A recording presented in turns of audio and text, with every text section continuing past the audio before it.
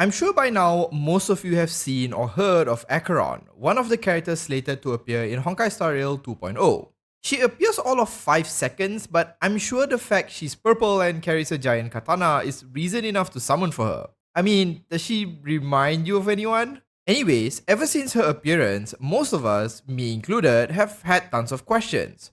What are her abilities? Who does she serve? What path does she follow? Well, I don't have answers to any of those. I do, however, am able to talk about the faction she claims to be from, the Galaxy Rangers. So in this video, I'm going to talk about the Rangers and everything we know about them at this point in the story, and speculate a little bit on what Acheron's appearance might mean for penacony.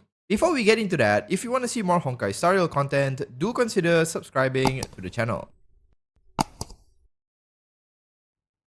The world of Honkai Star Rail is filled with as many gods as there are stars. Well, actually, there's only really about 17 of them. I like to exaggerate for dramatic effect.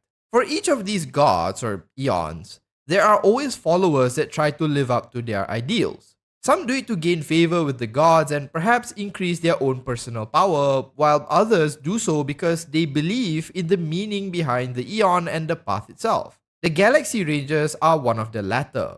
This group is said to follow the aeon of the hunt, Lan. Now, most of what we've seen with Lan largely revolves around the abundance. That's not really shocking given Lan's home planet was destroyed by the abundance and his thirst for vengeance was what supposedly allowed him to ascend. But the hunt isn't all about just revenge. It also exemplifies decisive actions and can often be a stand-in for justice. This is largely what the Galaxy Rangers stand for. Their organization is a voluntary one, and many members hail from different parts of the universe who each wish to uphold justice and eradicate evil. I kinda question whether the path of the hunt fits into this idea, given Lan just really wants to destroy the abominations of abundance who aren't inherently evil, but that's neither here nor there. Anyways, you can think of the Galaxy Rangers as sort of a vigilante group who travels the universe eradicating evil wherever they find it. While they are voluntary in nature, many of their members are trained fighters, and I suspect come from a background where they have been oppressed by evil and why they take up this role. While I don't have an exhaustive list of members and their individual capabilities, the group's achievements speak for themselves. In the Xianzhou Luofu, the Seed of Divine Foresight has a list of allies and notes on each of them. The file on the Galaxy Rangers indicates that they were responsible for the assassination of one of the Lord Ravagers, Zulo. Now, I'm sure you're quite familiar with the Lord Ravagers by this point, given we've met Fentilia. However, Fentilia is considered one of the least destructive of the bunch. Don't get me wrong, she is the ender of civilizations and worlds, but her approach has always been more scheming and subterfuge. She's not known to be outright destructive in the typical sense of the word. The other Ravagers, however, are straight up monsters. They will and have blown up planets without much care, and to be able to take one down is a feat all its own. It's suspected that the felling of the Lord Ravager Zulo is what put the Galaxy Rangers on the map. Their exploits doesn't stop there though. I'm sure having played the Gold and Gears Simulated Universe DLC, you are aware of the mechanical wars that plunged the universe into chaos. This war was instigated by Emperor Rupert.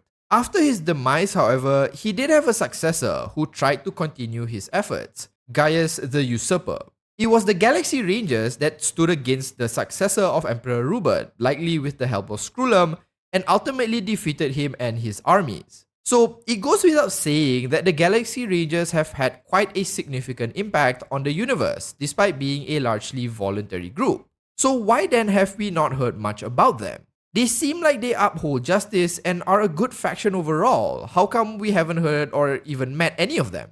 Well, as it happens, their third achievement is also what is rumored to have ended them. One of the members of the Genius Society, specifically member 64, Dr. Primitive, is a known criminal, and the Rangers were hell-bent on capturing him. Because of his technology and knowledge, however, he always manages to elude them. In fact, it's speculated that he actually enjoys being pursued and outsmarting his pursuers. One day though, while masterminding his next scheme, he was actually thwarted by the Rangers. It's not explained in detail, but it's mentioned that he was orchestrating a rebellion and likely the theft of something called the Thousand Tree Greenwood, whatever that is. The Rangers prevented the rebellion and protected the Greenwood from being stolen. After this event, the Rangers were affected by the degeneration flow, a condition that weakened them as it severely reduced their combat ability and they swiftly started to lose members due to a reduced combat readiness. It's suspected that Dr. Primitive was behind this, but it's unclear at this point. In order to support the members that had been afflicted by this condition, the Galaxy Rangers has had to reduce their activities and likely focus on keeping the group alive.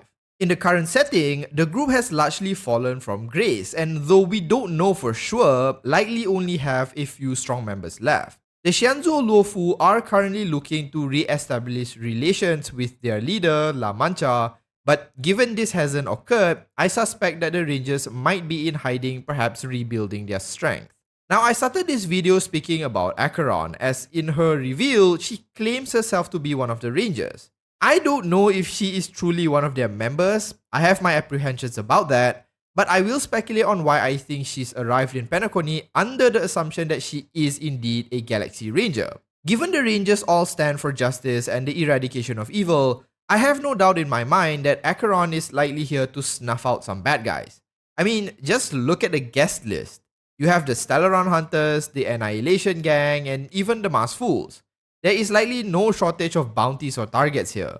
It's also possible that she might be thinking something bad will happen. With as many morally ambiguous guests, perhaps she just assumes things will get out of control and has arrived to prevent that should it happen. Truthfully, we can't know for sure why the Rangers have suddenly taken a front seat to the chaos of Penacony. Maybe she's just here to enjoy the festivities. We don't even know if Acheron is even a true Ranger. Maybe she's lying. What we do know is that Penacony will be at the center of what I think may be a series of catastrophic events that may change the universe as a whole. This might be the best time for the Galaxy Rangers to come in and save everyone, assuming they're still around.